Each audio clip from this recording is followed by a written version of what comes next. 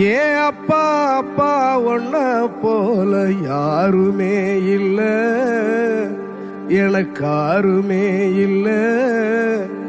உன் கை வீரல புடிச்சு நடந்த கால மறக்கல, அந்த கால மறக்கல.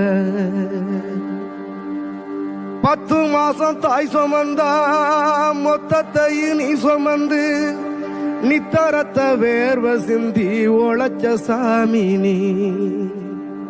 துன்பங்களை நீ சுமந்து இன்பங்களை எனக்கு தந்து நம்பிக்கைய ஊட்டி என்ன வளர்த்த சாமி நீ.